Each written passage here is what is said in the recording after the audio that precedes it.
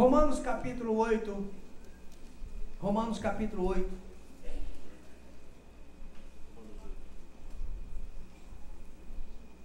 A partir do verso 18.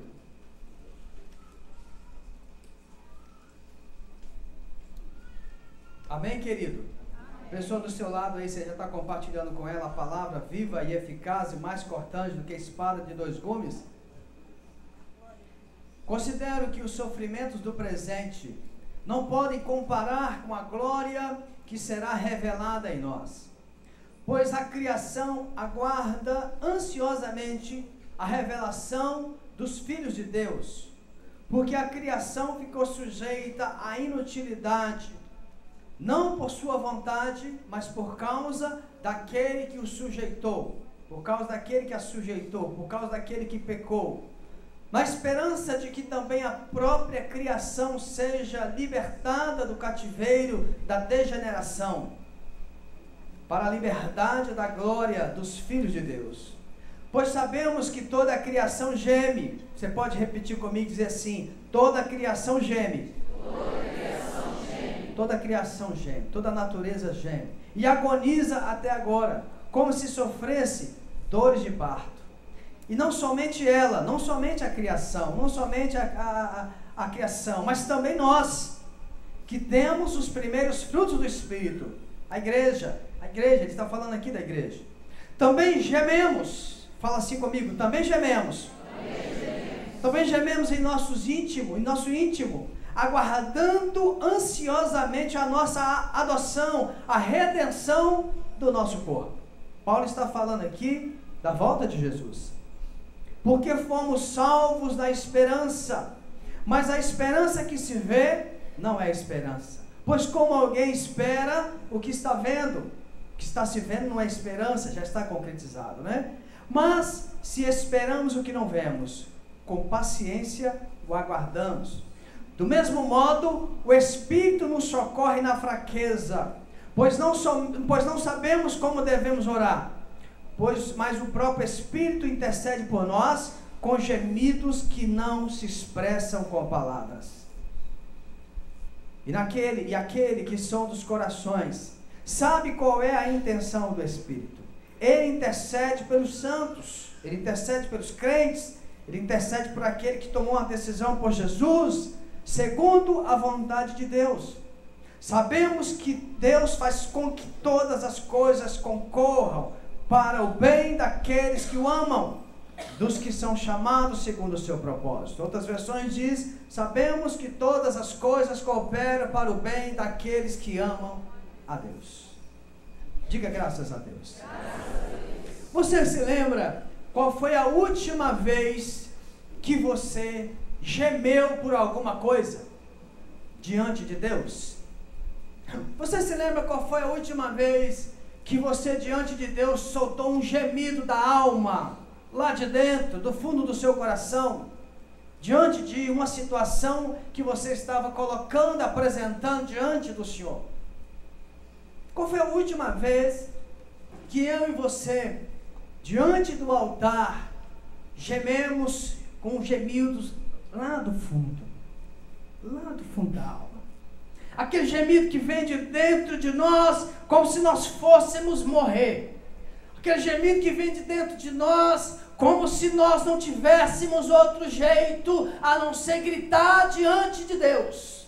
Aquele gemido que vem como a mãe que perde um filho, como uma filha que perde alguém amado, um pai amado, a mãe amada, como alguém que perdeu alguém da sua vida muito precioso, como alguém que vai ficar distante de alguém que se ama.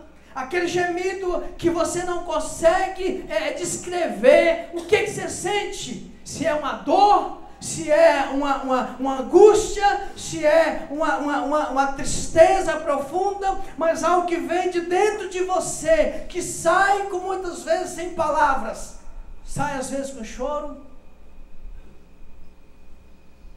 sai às vezes com grito, sai às vezes com balbuciando a boca, abrindo a boca e não saindo palavra nenhuma. No livro de 1 Samuel conta a história de uma mulher que aconteceu exatamente isso com ela.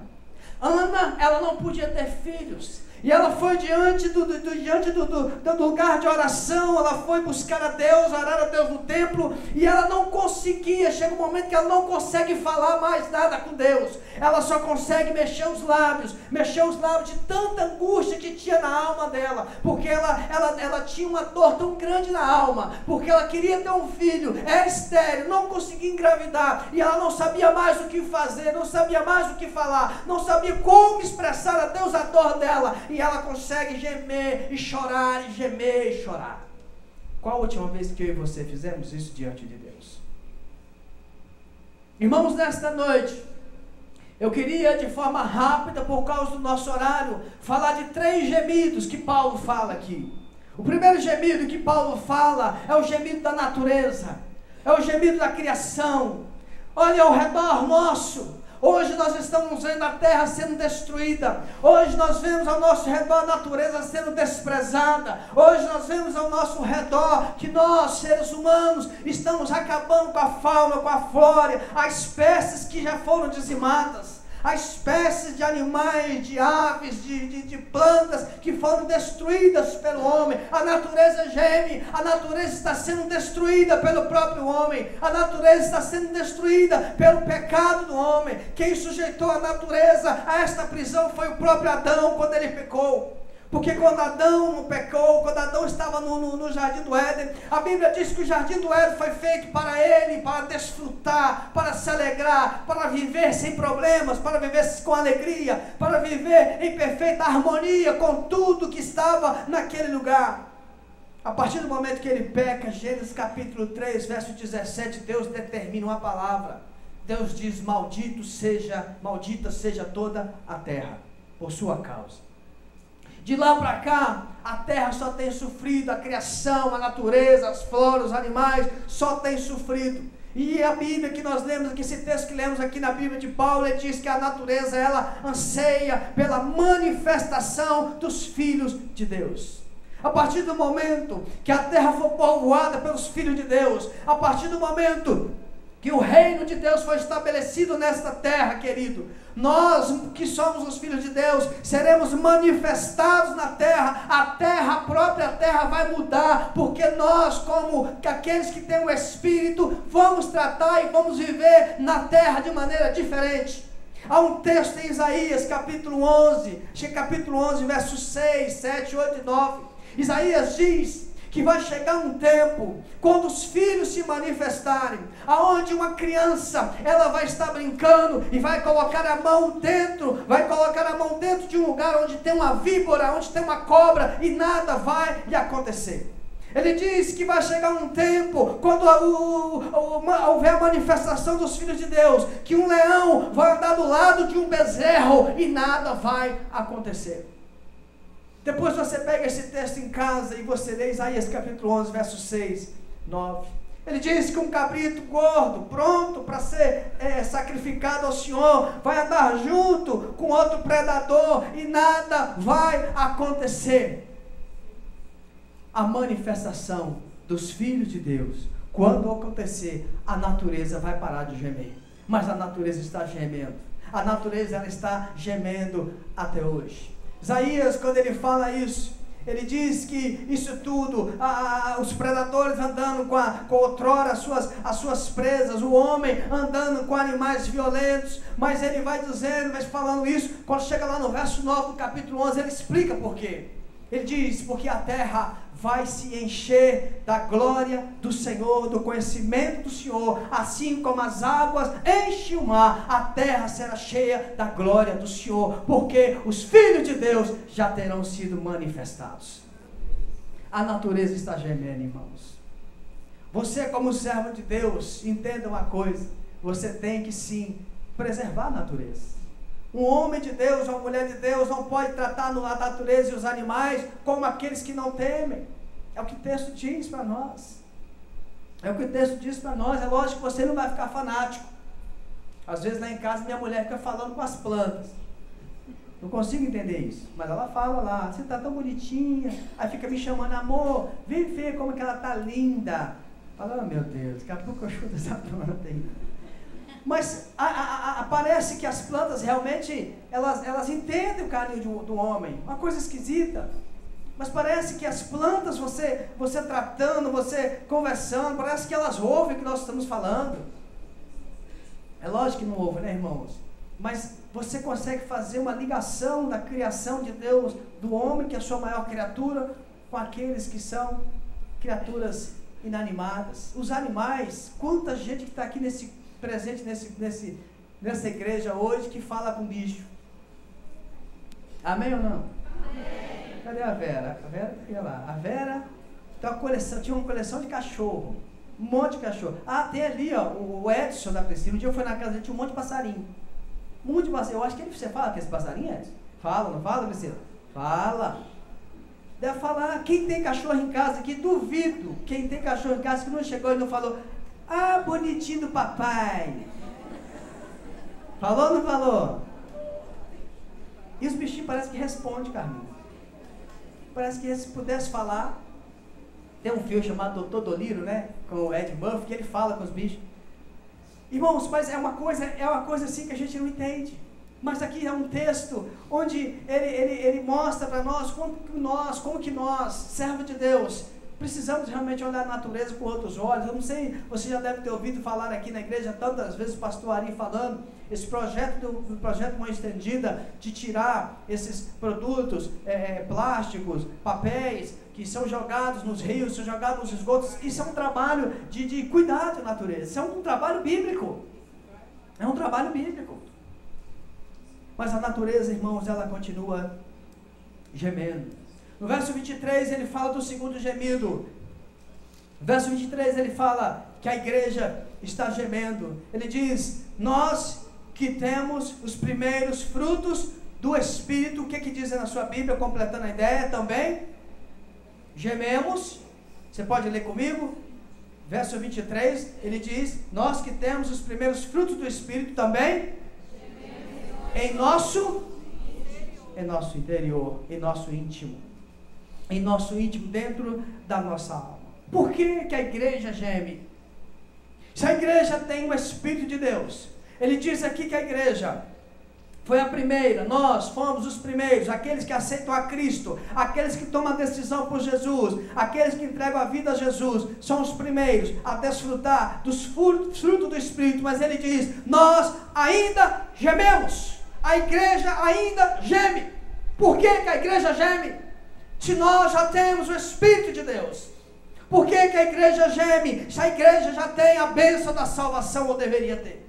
Por que a igreja geme? Se nós sabemos que temos o caminho aberto para o céu. A igreja geme, irmãos, porque nós ainda convivemos com o pecado. A igreja geme porque nós ainda não conseguimos nos livrar do pecado. O pecado sobre a nossa vida não tem mais o poder da condenação, amém ou não? Não tem, porque na cruz, Jesus Cristo já nos justificou com a morte. Hoje nós estamos celebrando a ceia, porque na cruz do Calvário, Jesus justificou a mim e a você. Não importa os pecados que você cometeu, não importa qual é a sua história, se você entrega a sua vida para Jesus, o que você já fez, e digo mais, o que você vai fazer, o que você ainda vai cometer de pecado, que ninguém fica livre deles, você já está justificado na cruz, por causa da morte. Quem não quer ser condenado pelo pecado precisa ir à cruz. Quem não quer ir para o inferno por causa dos seus pecados precisa ir à cruz. Mas nós gememos porque nós estamos ainda, queridos, num processo de santificação. Nós estamos no processo de santificação, e processo de santificação tem que criar em nós gemidos. Nós precisamos gemer, porque quando eu e você pecamos, o pecado da nossa vida tem que ser um tropeço, um vacilo, algo que nós fizemos de forma involuntária, e não algo que nós fazemos porque nós estamos gostando de fazer. Nós, no processo de santificação, nós gememos, porque não é fácil você vencer o mundo como está. Como nós oramos por esse menininho, e temos dito isso, e você tem visto isso aí a cada dia nos jornais. Cada dia está mais difícil viver na terra. Cada dia está mais difícil você viver de forma santa, honesta, correta. Estamos aí na época de eleição, não é verdade? Ficamos indignados. Não devemos, temos que orar, mas ficamos indignados. Começa as notícias, as propagandas eleitorais. Momento de você dar umas risadas também, né? Você assiste e dá umas boas risadas, mas você fica indignado. Mas nós estamos num processo de santificação e não podemos cair nessa. Temos que orar pelo Brasil, porque estamos nesse processo de santificação e gememos por causa disso. Gememos, queridos, porque buscamos uma libertação total do pecado, mas isso só vai acontecer na glorificação. Você e eu ficarmos livres do processo do pecado só quando Jesus levar a mim e a você. Mas enquanto isso não acontece, Paulo está dizendo que nós temos que passar por esse processo de gemer. E no versículo 18, ele diz que nós gememos porque nós também passamos por sofrimentos dos mais diversos, que são sofrimentos momentâneos. Ele diz que o sofrimento do presente, o sofrimento que você está passando, o sofrimento que eu estou passando, o sofrimento que nossos filhos vão passar, que eu e você passaremos amanhã, esses sofrimentos não se comparam com a glória que Deus tem reservada para nós.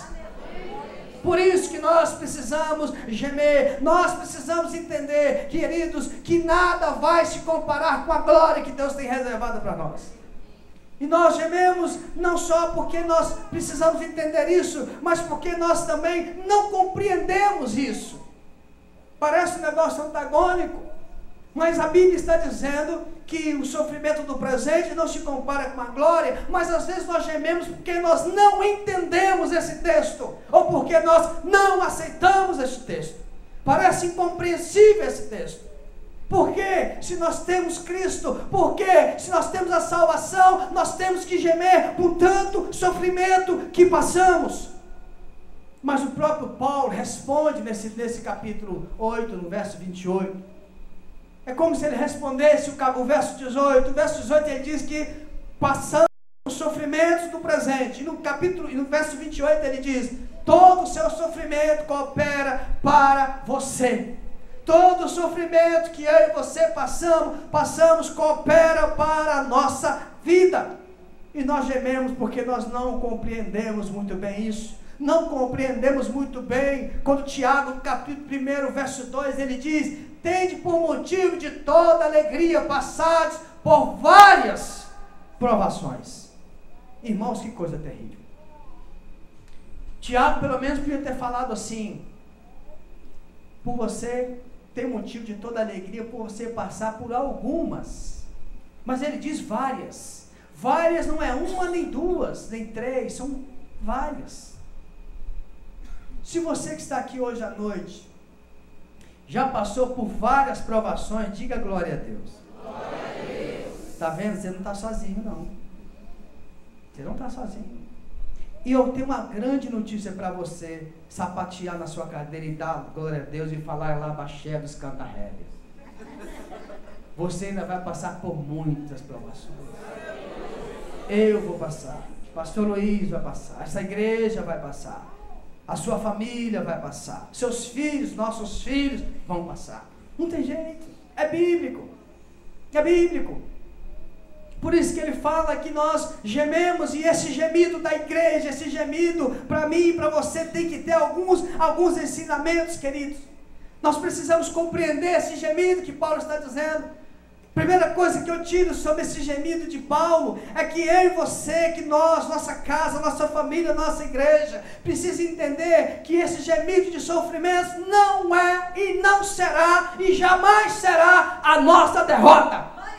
Não é a sua derrota, querido. Que você está passando, que você vai passar, não será a sua nem a minha derrota. Desde que Paulo se converteu, Paulo sabia o que ele estava dizendo. Desde que ele se converteu, ele passava por sofrimento. Desde que Paulo aceitou a Jesus, lá em Atos capítulo 9, ele começa um tempo de sofrimento e de perseguição. Os discípulos desconfiavam de Paulo. Os discípulos não aceitavam muito Paulo. Aonde Paulo ia, Paulo encontrava oposição. Aonde Paulo ia, ele tinha inimigos, tentativa de assassinatos. Bateram de Paulo, chicotearam Paulo, abandonaram Paulo. Igrejas abandonaram Paulo. Igrejas deixaram Paulo ao léu. Igrejas que eram para dar o sustento a Paulo, o deixou. passou necessidades, passou fome, passou frio.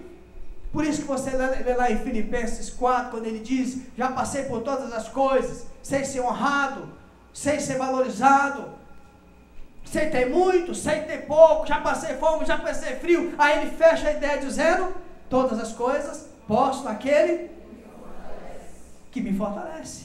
Paulo sabia exatamente o que ele estava dizendo. Se você for ler 2 Coríntios capítulo 4, lá no verso 8, ele faz uma análise de sofrimento, que é uma coisa assim, linda demais. Linda demais. Ele diz assim no capítulo 4, verso 8, muitas vezes ficamos aflitos, mas não somos derrotados. Algumas vezes ficamos em dúvida, mas nunca desesperados. Temos muitos inimigos, mas nunca nos falta um amigo. Às vezes somos gravemente feridos, mas nunca destruídos. Nunca destruídos, porque as provações que eu e você estamos passando, nunca será a nossa derrota. Só se você quiser, só se você baixar a cabeça, só se você desanimar no seu espírito, só se você deixar desanimar na sua motivação em Cristo, só se você abandonar a cruz, só se você deixar de ter comunhão com Deus, aí a sua derrota completa e total. No capítulo 4, 2 Coríntios, ele fala tudo isso no verso 17 e no verso 18, queridos. Ele vem e reforça novamente que a tribulação, que a luta que eu estou passando, que você está passando, que a sua família, seus filhos, sua casa vai passar, ela é uma tribulação breve. Ela é uma tribulação passageira, que irá produzir em nós uma glória incomparável, de valor eterno, de valor eterno. Pois ele diz lá no capítulo 4, verso 18, nós não vamos fixar os nossos olhos nas coisas que são do momento, são daqui da terra, são temporais. Se nós fixarmos os olhos aqui, nós vamos ficar aqui, mas nós não vamos fazer isso. Vamos fixar os olhos nas coisas que são do céu, as coisas que são invisíveis, porque essas são eternas. Essas são eternas. A partir do momento que você fixa o seu olhar na tribulação, a partir do momento que você foca isso, que você se vê derrotado, aí você realmente vai estar perdendo o que Deus tem preparado para mim e para você lá no céu. Mas nós gememos, queridos, com as tribulações. E a primeira coisa que eu quero deixar para mim e para você, as tribulações não podem ser a nossa derrota. Mas nós gememos com elas e precisamos aprender com elas. Uma outra ideia que eu tiro de Paulo ao falar isso em conjunto com 2 Coríntios 4. Quando eu e você passamos por tribulações, queridos, nós tomamos a consciência de que somos dependentes de Deus. Fala para você mesmo assim, eu sou dependente de Deus. Quando nós passamos de tribulação, sabe o que acontece com a gente? Nós ficamos no nosso lugar. Nós vamos para o nosso lugar. O nosso lugar é de dependência de Deus e não sermos Deus. O problema do homem hoje na igreja moderna é que o homem, ele quer dar ordens para Deus. Eu determino, eu mando, eu exijo. Já viu gente orar assim? Eu exijo a minha bênção. Peraí, filho, você é quem aqui? Quem é você? Acho que Deus devia fazer isso com a gente. Olhar para a gente e falar, ei, criaturinha, como ele diz lá no Antigo Testamento, o vermezinho de Jacó, baixa a bola, filho, baixa a bola, você não está com essa bola toda não, o Deus aqui sou eu, não é você. Aí nós olhamos assim, a tribulação tem que nos colocar no nosso lugar. Você já falou isso para alguém? Alguém chega para você no seu trabalho, você é o chefe, aí já chega mandando, você fala, opa, põe-se no seu lugar. Ou já falou isso para o seu filho? Seu filho dentro de casa quer mandar. Os meus filhos agora, eles têm acesso a cartão de crédito. Sabe a minha senha, olha o perigo. Aí eu falei com a Mônica, eu falei, amor, nós temos que mandar esses meninos baixar a bola, hein? Vamos mandar baixar a bola, porque daqui a pouco vai pro shopping na sexta, pai, me dá 20 conto. Aí não sabe, quer ir pro shopping, pai, me dá 20 conto. Pera aí, meu filho. Baixa a bola. Não, mas você tem cartão de crédito? Rapaz, põe no seu lugar, não é assim não. O filho chega dentro de casa e quer dar ordem na casa, quer mandar dentro de casa. Aí o pai fala, Põe-se no seu lugar. Acho que Deus às vezes precisava falar isso para a gente nos colocarmos no lugar. Eu acho que às vezes a tribulação, Deus faz isso mesmo, para provar para nós que não somos essa Coca-Cola toda, não. A tribulação faz isso com a gente, querido. A tribulação nos faz olhar e falar, gente, eu preciso ser dependente de Deus. Uma outra coisa que a tribulação vem e faz a igreja gemer, é que nós, com a tribulação, com as lutas, nós entendemos, nós compreendemos que nós precisamos ajudar as outras pessoas que estão também passando por tribulações. Nós precisamos ter esse sentimento, quando eu e você passarmos por essas tribulações, entender que nós temos de Deus algo especial para ajudar as pessoas. No meu gabinete, eu costumo dizer para pessoas que vão no meu gabinete e estão passando por lutas e dificuldades e até pecados muito difíceis, eu sempre digo isso para eles. Falo, olha, eu entendo que o que você está passando é porque você vai superar e vai ser o instrumento de Deus para ajudar outros que estarão passando pelo mesmo problema ou ajudar para que não passe. Ajudar para que não passe. Por que a Bíblia é o nosso instrumento de fé, de vida e de exemplo? Porque a Bíblia coloca situações para nos ensinar a não cometermos os mesmos erros, para não passarmos pelas mesmas lutas. Vários exemplos. Você tem o exemplo de Davi, por exemplo, que é clássico. Se lá na Bíblia está escrito que Davi adulterou, pisou na bola, a Bíblia não está dizendo para você que você pode adulterar e pisar na bola. Está dizendo para você, olha o que aconteceu com o homem segundo o coração de Deus. Então, não faça a mesma coisa. Não faça a mesma coisa. A tribulação também, queridos, quando a igreja geme pela tribulação, é porque ela precisa nos levar a entender. Nós estamos na tribulação porque nós semeamos, porque foi uma semeadura ruim que fizemos, foi uma semeadura maldosa que fizemos, estamos nessa tribulação por nossa culpa. Gálatas capítulo 6, verso 7, de Deus não se engana, aquilo que o homem semear, o homem vai colher. Quando estamos gemendo numa tribulação, nós precisamos entender, será que essa tribulação não é porque eu semeei, eu fui o plantador, eu que distribuí isto? Quando ele diz que a igreja está gemendo, é porque nesse momento você tem que gemer muito por isso. A igreja tem que gemer muito e ver, será que não fui eu mesmo que plantei essa tribulação? E quando a igreja geme, querido, por tribulação, um outro ensino que eu tiro de Paulo, é um dos melhores instrumentos que Deus usa para que nós nos aproximemos dele. Não tem coisa que nos faz aproximar mais de Deus do que tribulação, deserto, problema e angústia. Não tem nada. Há pouco tempo eu estava lendo uma matéria dos grandes catástrofes que acontecem no mundo, e o escritor estava dizendo o seguinte, na região, lá não lembro a região, acho que é dos Estados Unidos ou do Japão, acho que é dos Estados Unidos, quando havia as catástrofes, nunca as igrejas ficaram tão cheias quando tem as catástrofes. A igreja lota. Aí depois que tudo arruma, a igreja vazia. Aí vem a catástrofe de novo, a igreja lota. É desse jeito. A catástrofe, o desastre, as coisas que acontecem, as tribulações, são sim instrumentos de Deus nos levar a aproximarmos mais dele. Por isso que a igreja tem que gemer. Por isso que nós gememos. Gemer que Paulo coloca aqui no meu entendimento, é como se Paulo dissesse, a igreja tem que gemer, porque a tribulação, ela precisa tirar a sujeira do pecado da nossa vida. Tem uma expressão de um teólogo chamado Norman Champlin. Olha o que ele escreve, ele diz assim: o bisturi da tristeza e da tribulação é mais afiado do que a navalha expansiva da felicidade, e pode arrancar nossas falhas de caráter e de ação muito mais do que qualquer sentimento de euforia. Se você já leu Eclesiastes capítulo 7,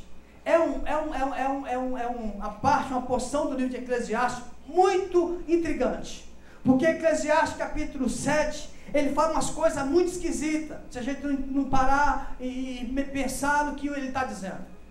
Eclesiastes 7 fala que é melhor você estar no lugar de luto do que você estar no lugar de nascimento.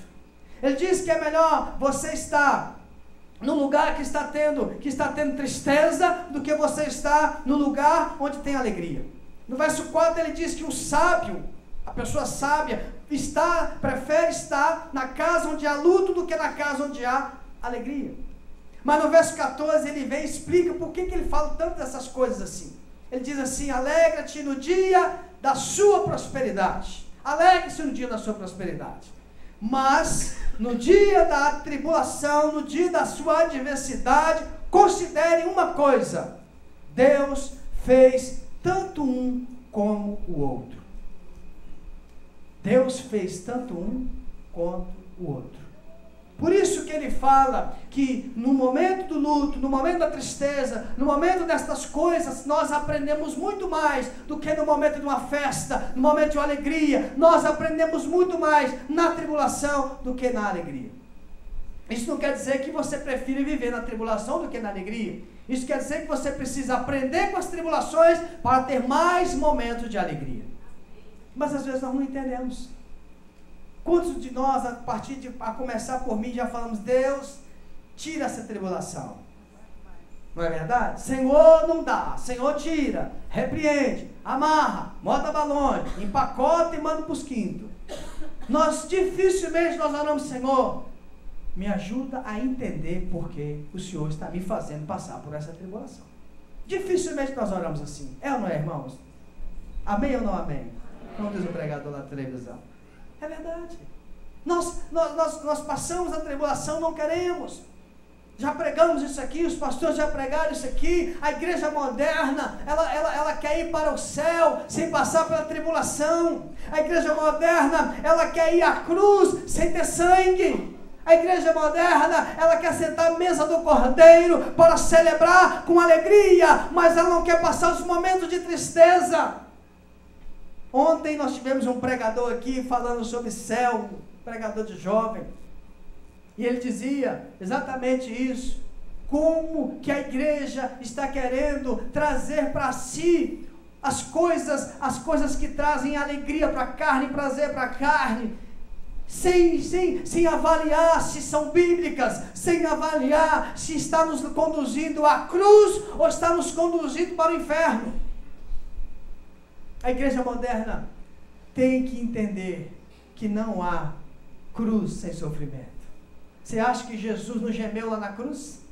Você acha que Jesus passou, como a Bíblia diz, ele foi para a cruz como uma ovelha, mas ele gemeu, ele sentiu dor, ele sabia que aquilo que ele, quando ele estava no Getsemane, ele sabia que a dor seria tanta, que ele naquele momento suou gota de sangue. Você sabe disso? Por que ele suou gota de sangue, irmãos? Porque o nível de estresse era tão grande, a angústia que ele ia passar era muito profunda. Por isso que Paulo diz que a igreja geme, nós como igreja temos que continuar gemendo, porque não tem jeito. Nós vamos passar por tribulações e temos que passar para que nós possamos melhorar. Quem tem filho aqui, levanta a sua mão. Olha só. A igreja produtiva, hein? Irmãos, nós que temos filhos, se nós dermos para os nossos filhos tudo que eles querem, sem exigir nada deles, nós não estamos ajudando os nossos filhos. Se nós não disciplinarmos os nossos filhos de vez em quando, nós não estamos ensinando os nossos filhos. Se você que é filho não aceita a exortação do seu pai, você de sua mãe, você não está aprendendo nada, meu irmão. Você está sendo um cabeçudo, um cabeção, uma orelha seca. Você está sendo uma orelha seca, porque se você não aprender com as exortações, com os conselhos, com a disciplina, com a tribulação, você não cresce. Assim é com a igreja. A igreja tem que passar por momentos difíceis. Olha a história da igreja. Quantos momentos difíceis. Irmãos, uma igreja que constrói uma igreja linda, um tempo maravilhoso. Essa igreja não significa que ela não tem problemas. Ela precisa passar por problemas para ela amadurecer e crescer.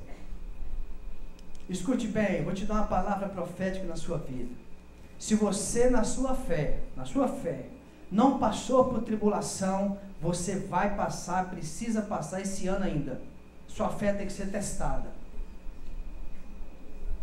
Nesse momento ninguém fala amém, né, Dudu? Não tem jeito, irmão. Se a sua fé não for testada, você não sabe se você está aprovado. Não adianta eu e você, não adianta eu pregar aqui e ser um obreiro usado. Eu tenho que ser um obreiro aprovado.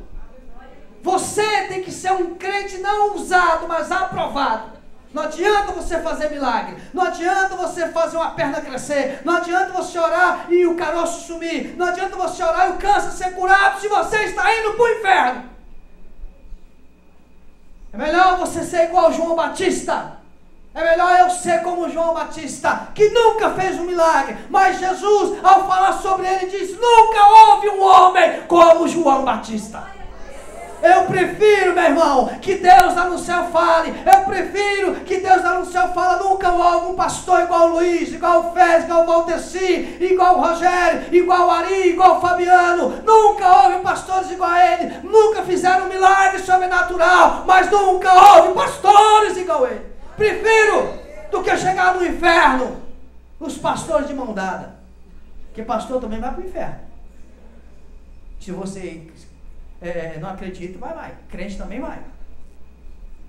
Crente que não é lavado, crente que não tem a fé testada, crente de oba-oba, crente que pula, sapateia, relampeia, mas não tem a fé testada, meu irmão. Crente de monte de vai, mas não tem a fé testada, não geme, vai para o inferno, querido. Crê no que eu estou te dizendo. Crente que só frequenta igreja, vai para o inferno. O que está aí dentro do seu coração? A fé. Quando você passa pela tribulação, Deus vai testando a sua fé e o seu coração. Está aí dentro. É muito bonito você me ver aqui.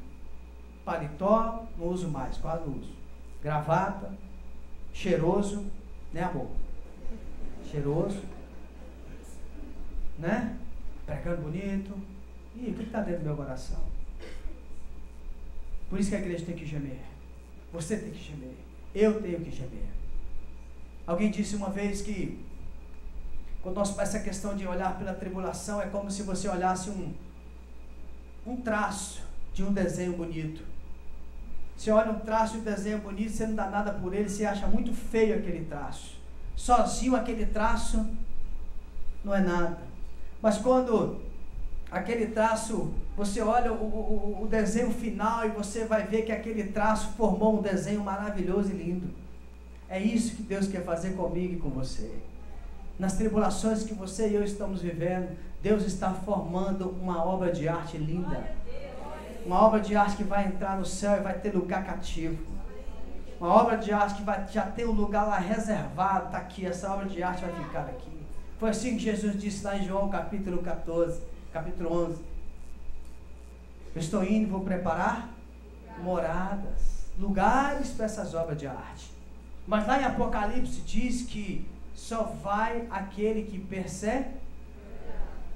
perseverar. A igreja geme. O terceiro gemido, para a gente andar rápido, que o tempo já foi. Verso 26. Ele diz que o Espírito geme. O Espírito nos socorre nas fraquezas, pois não sabemos como devemos orar. Mas o próprio Espírito intercede por nós, com gemidos que não se expressam com palavras. Algumas versões dizem gemidos inexprimíveis. Gemidos inexprimíveis. Querido, a primeira coisa que eu tiro aqui rapidamente desse texto é que eu e você somos fracos e pecadores.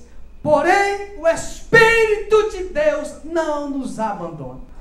Ele não nos abandona, pelo contrário, Ele nos motiva. É o que ele diz aqui, o Espírito sabe que nós não sabemos orar, Ele sabe que nós não sabemos clamar, mas Ele vem conosco e geme por nós, e nos motiva mesmo sendo nós fracos, pecadores e ignorantes, porque não sabemos orar. O Espírito não nos abandona. Outra coisa que eu entendo, para a gente andar mais rápido, o Espírito, através desses gemidos, Ele faz com que nós oremos de maneira profunda e de maneira sincera, ao ponto de nós atingirmos o coração de Deus. É como se fossem, irmãos, suspiros Espírito que substitui as palavras. Na verdade, se você pegar o original, lá no original ele diz que esses gemidos aqui são suspiros, suspiros que vêm de dentro de nós por meio do Espírito. Eu entendo que o Espírito aqui geme para que eu e você, o Espírito geme aqui para que eu e você não sejamos engolidos pelos problemas, engolidos pela tribulação. Eu entendo que o Espírito geme aqui para que você e eu possamos ter forças para vencer a tribulação. E você sabe o que eu entendo aqui também? Que Ele está dizendo para mim e para você: se você não sabe orar, ore. Se você não sabe o que falar, ore. Se você não sabe como dizer, ore. Se você não sabe como se expressar, ore. Se você não sabe como dizer a Deus sua luta, ore. Mesmo que a sua oração não saia palavras, mas ore, gema, grite, suspire palavra diante de Deus, mas não deixe de se expressar diante de Deus o que está acontecendo na sua vida. É isso que eu entendo que o Espírito está falando para mim como igreja, para você como igreja. Eu e você não podemos deixar que a tribulação venha sobre nós e faça com que nós não façamos nada. O Espírito diz: gema. Eu vou gemer no seu lugar. Eu vou gemer no seu lugar. Se você não tem palavras, o Espírito diz aqui que vai pegar o seu gemido e vai gemer diante de Deus, para que Deus possa trazer sobre você aquilo que você precisa. O Espírito geme. A última coisa que eu quero encerrar. O Espírito geme aqui, querido, porque Ele quer que na minha vida, Ele quer que na sua vida, Ele quer que na igreja haja uma manifestação verdadeira dos filhos de Deus. A igreja precisa ser manifestante ou manifestadora da verdadeira autenticidade dos filhos de Deus. Irmãos, o Espírito quer se manifestar na igreja evangélica Vida, amém ou não? O Espírito, Ele quer caminhar na igreja, Ele quer manifestar-se na igreja, Ele quer avivar a igreja evangélica Vida, mas Ele não quer avivar um templo, Ele quer avivar as pessoas, Ele quer avivar sua casa, Ele quer avivar sua vida pessoal, Ele quer avivar seu coração, Ele quer avivar o seu procedimento, Ele quer avivar o seu caráter, Ele quer avivar sua vida sexual, Ele quer avivar os seus relacionamentos, Ele quer avivar você no trabalho, Ele quer avivar você no dia a dia, Ele quer avivar você aonde você estiver.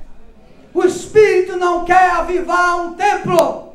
O Espírito quer avivar a mim e a você como indivíduos. Por isso que ele diz aqui que ele geme com gemidos inexprimíveis, ou gemidos que não se expressam com palavras. O Espírito quer uma igreja avivada. Por isso que ele geme. Por isso que ele está gemendo. Deus querido, Deus quer uma igreja que mais gema do que fale. Às vezes falamos demais e não falamos nada, mas às vezes nós gememos pouco e falamos muito mais do que devíamos falar. É isso que Deus quer de mim e de você. A igreja tem que gemer mais. Eu tenho que gemer mais como pastor. Você tem que gemer mais como servo de Deus, como aquele que ama o Senhor. Nós precisamos encerrar por causa do nosso horário. Queria convidar você para fechar os seus olhos. Eu quero orar por você. Quero abençoar a sua vida. Nesta noite, querido, Deus está aqui para falar com você que é tempo de você olhar, ou você olhar as tribulações que você está passando. É tempo nesta noite de você entender esse texto, que as tribulações que você está passando são duras demais, são difíceis demais, são cruéis, são injustas.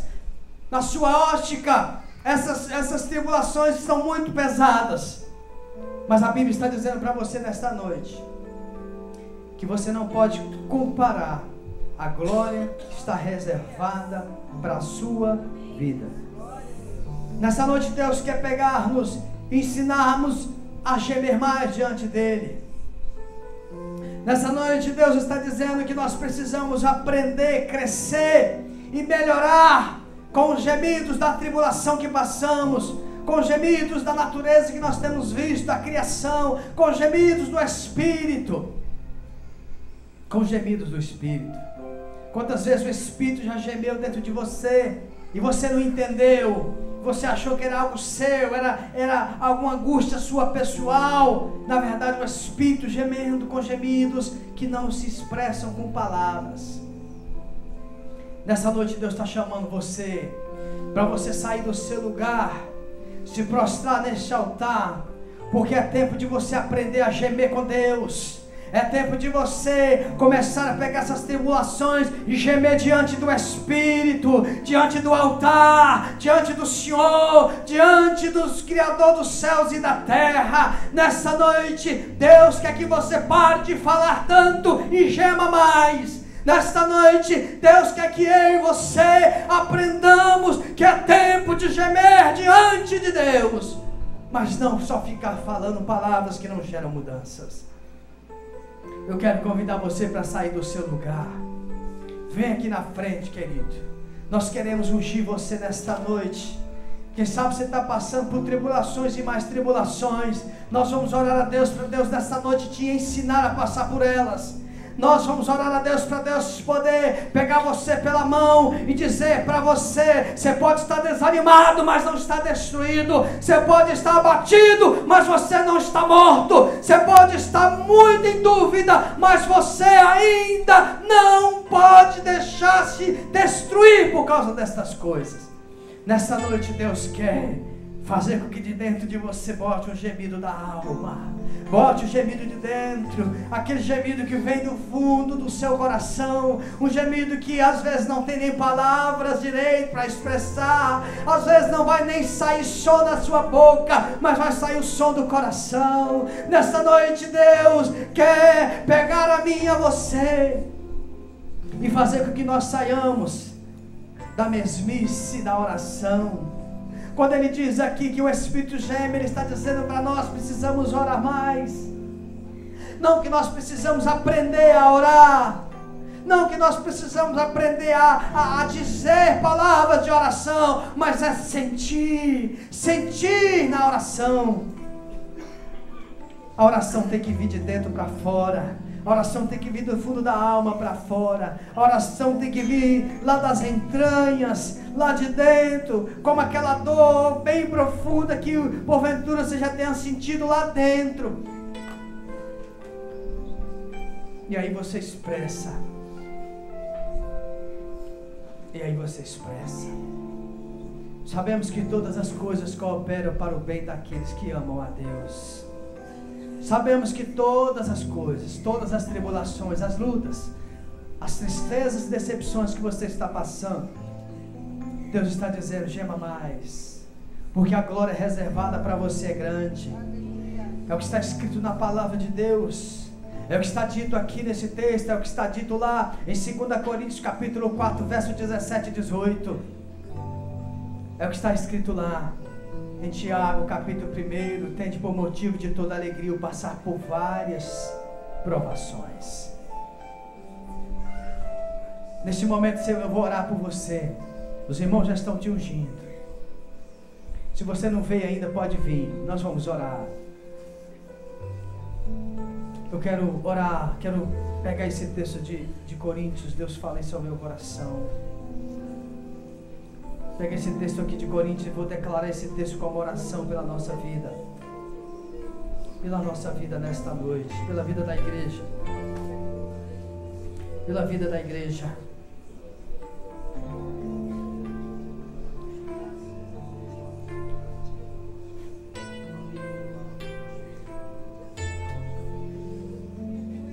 Aleluia.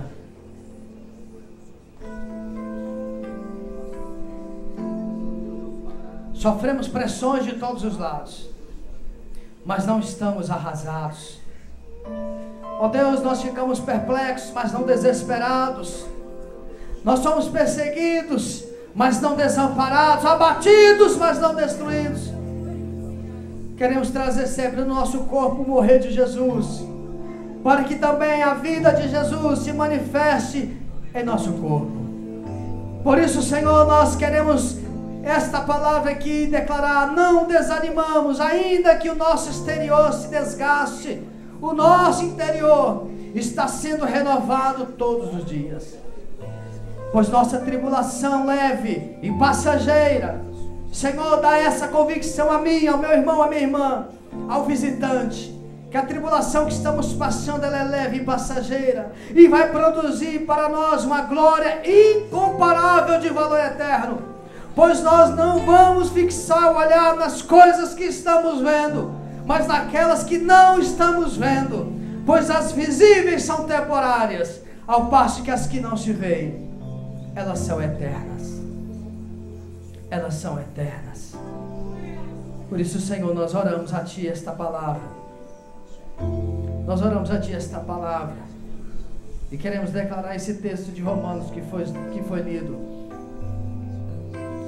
Nós queremos declarar esse texto que foi lido aqui nesta noite. Que do mesmo modo o Espírito nos socorre na fraqueza. Senhor, socorra-nos.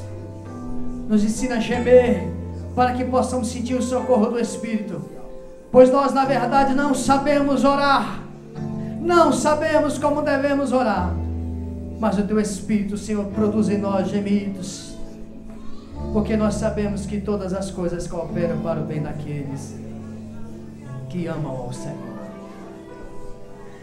Que o Senhor nos fortaleça, querido, e nos ensine a gemer mais. No poder do nome de Jesus. No poder do nome de Jesus. Você pode ficar de pé. Você pode ficar de pé.